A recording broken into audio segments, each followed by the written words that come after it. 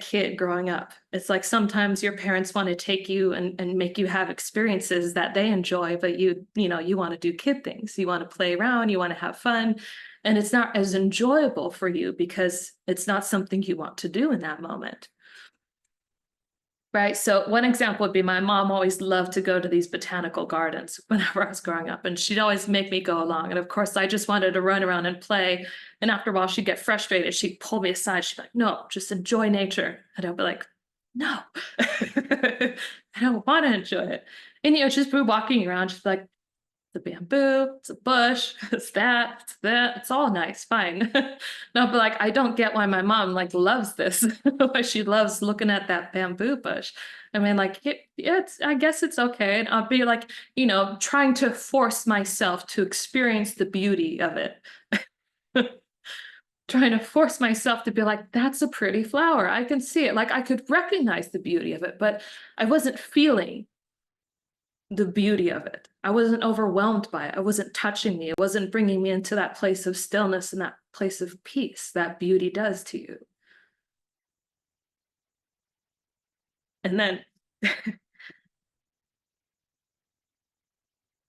from my consciousness now, I'll just tell you recently, Guruji and I, just as an example, like we went to Niagara Falls.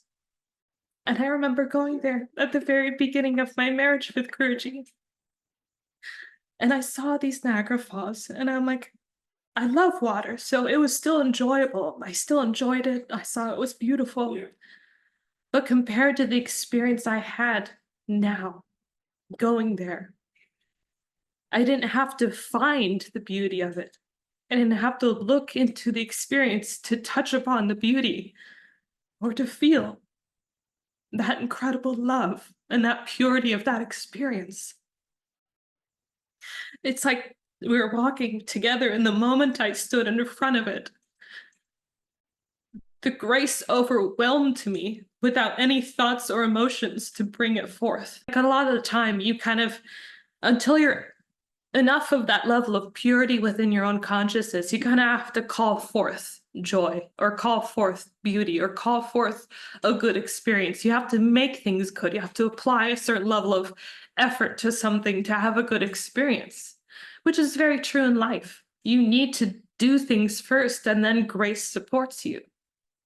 Right? You need to look for the beauty in things, and then grace will come through, and then you'll be able to feel it. It's not just forcing yourself to experience beauty. You look for it, and then divine supports you because you are putting in the effort to become pure, to become humble, to become compassionate, to become good. The intentions are pure, and through those pure intentions, they carry a power with you that help transform your experience. Now that experience has that power of that divine grace with it. And then you can feel it. But there's an initial push, usually, for a lot of people. There's an initial push you have to just navigate through, right? There's just a slight moment of resistance where you have to just kind of force it for a moment. And that's the part where a lot of people don't want to get past, because they're comfortable where they are, or maybe they're feeling a little lazy, right? They're following, lower tendencies of human life, which is like, was it the 7 sins and all those things, or whatever you want to call them. But, just like greed and jealousy and, laziness and those types of things. Those are lower tendencies that every human, right, has capacity to feel. And you usually have to push yourself beyond that moment, right? It's not like you're automatically going to wake up and be like, I want to go to the gym. You have to push yourself. And maybe the moment when you're finally on the treadmill running, then you can, somehow the motivation comes to you to keep going.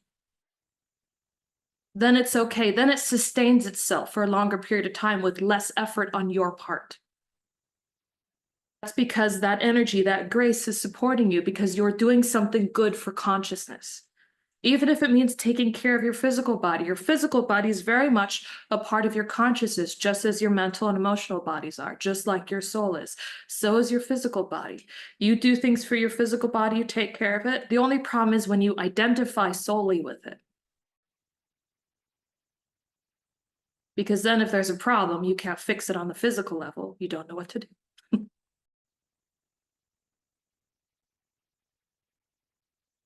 So there are different ways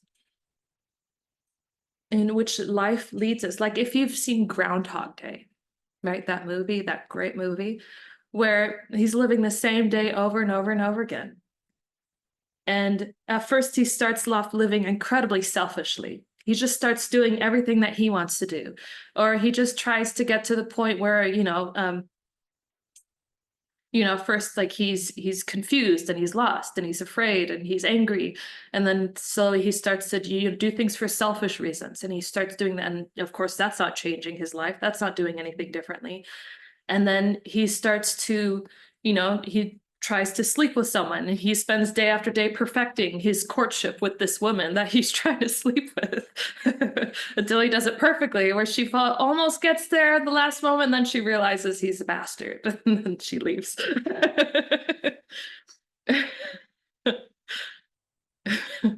And then it isn't until he loses his focus on the fact that he's living the same day in over and over and over again. That's no longer his main priority or his focus. Now instead, he's living every day trying to live as perfectly as he can, trying to live as morally, trying to help others, not without any selfish motive, not without, focusing on himself and his journey and trying to improve it and wake up from this Groundhog Day he's facing over and over again, but simply because he wants to help people. And at first, it might start off with the glory he experiences helping people, right? He wants to be seen as a god. And he's, at first he starts off like that. He can predict what happens in the future, and everybody's, bedazzled and impressed, but it doesn't make him feel happier. It doesn't satisfy him. He gets the high of it and everything, but ultimately, when he goes home, he realizes he's a fraud, first of all. And then at the same time, he wakes up again, and it's the same day over again. It doesn't change his conscious experience. It just perpetuates it again and again and again. And it isn't until finally he forgets himself. He sacrifices his own struggles and his own pain in that moment, and he puts all of his interest into helping others. Not for the glory, not for the selfishness of it, but simply because he can't not do it.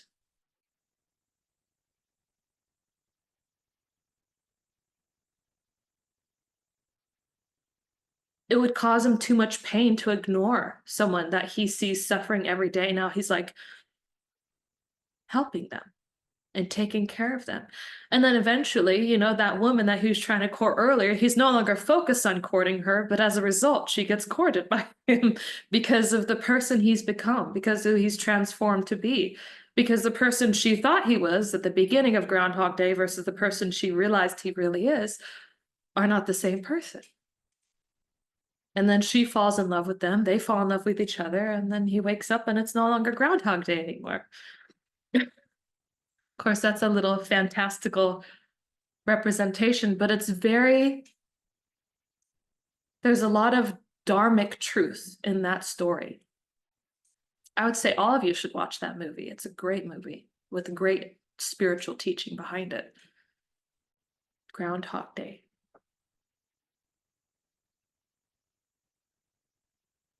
So that's what consciousness is doing through us.